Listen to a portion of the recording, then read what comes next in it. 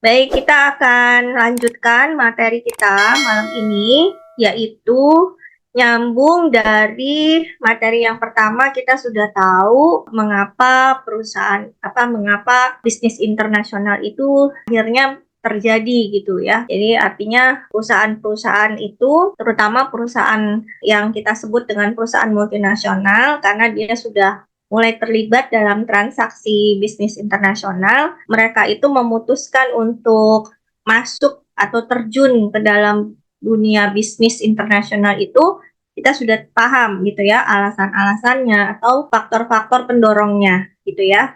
Terutama yang menjadi dasar dasar banget itu adalah bahwa setiap negara ya dimanapun, jadi tidak ada satupun gitu ya negara di muka bumi ini yang bisa memenuhi kebutuhan swasembadanya sendiri gitu. Jadi memenuhi kebutuhan akan produksi barang-barang di dalam negerinya seperti itu gitu.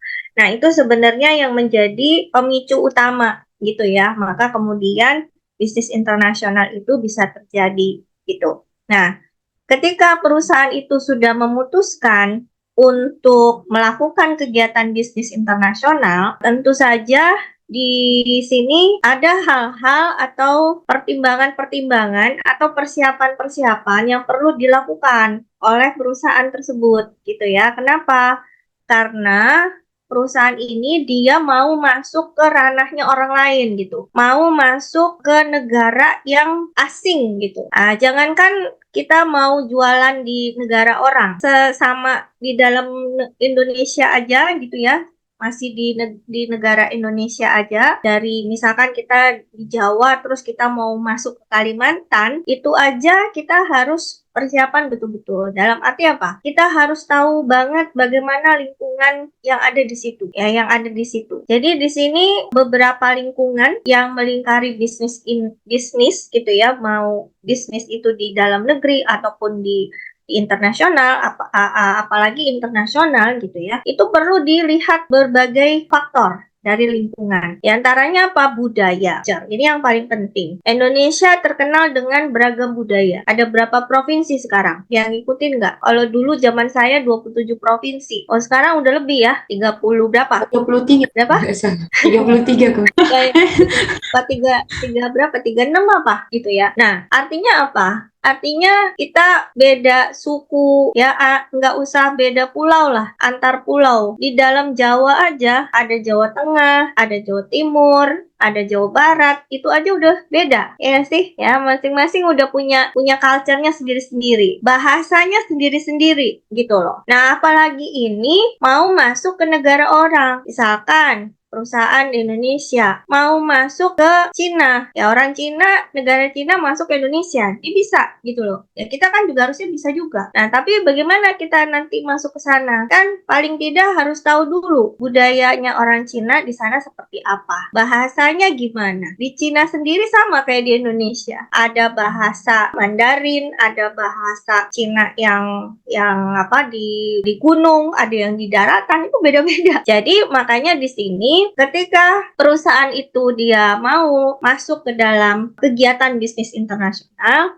maka mereka tidak bisa melepaskan diri dari lingkungan yang ada di sekitarnya, gitu ya. Nah, lingkungan-lingkungan yang melingkari bisnis internasional itu ya, yaitu yang pasti ada lingkungan budaya, ada masalah politik dan hukum juga, dan teknologi. Tiga poin besar ini yang kita akan bahas di topik kali ini, gitu ya. Karena memang ini menjadi sangat penting, ya. Peran dari lingkungan ini akan membentuk etika dan tanggung jawab sosial. Jadi kalau kita mempelajari, artinya kalau perusahaan ini dia bisa mempelajari betul-betul masalah lingkungan bisnis internasionalnya, maka mereka juga akan bisa membentuk bagaimana bisnis itu beretika dan bagaimana mereka memiliki tanggung jawab sosial, ya, yang itu nanti bisa diterapkan di negara di mana tujuannya. Seperti itu. Nah, sekarang kita bahas lingkungan yang pertama, yaitu lingkungan budaya. Lingkungan budaya di sini ada sejarahnya dulu yang kita perlu tahu ya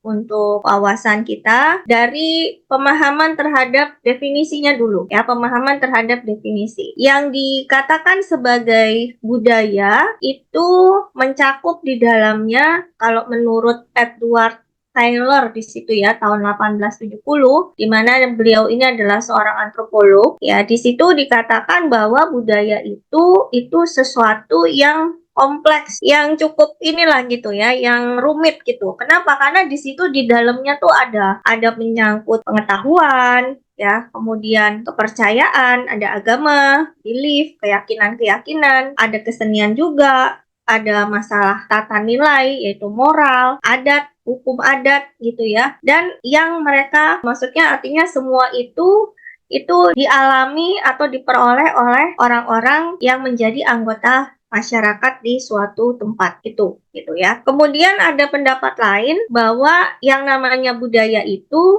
dibilang sebagai pemrograman. Jadi kayak membuat satu program di dalam pikiran gitu ya, yang membentuk atau yang membedakan antara anggota satu kelompok dengan anggota kelompok lainnya. Itu. Jadi itu kayak tradisi yang kuat kan gitu ya. Kan kalau kita udah kayak misalkan di mana sih, Bali misalkan ya. Nah, di sana kan tradisinya kuat banget. Nah, itu tuh udah terbentuk di dalam pola pikirnya orang-orang di sana. Jadi kalau kalau misalkan melakukan sesuatu, nah itu harus ada upacaranya dulu, misalkan kayak gitu ya. Terus hari apa itu harus bagaimana, misalkan gitu. Nah, itulah yang membedakan antara kelompok manusia dengan kelompok manusia lainnya. Nah, itu dikatakan juga sebagai budaya. Nah, ada lagi satu lagi yaitu sosiolog Zvi Navenwood dan Robert Weber itu juga mengatakan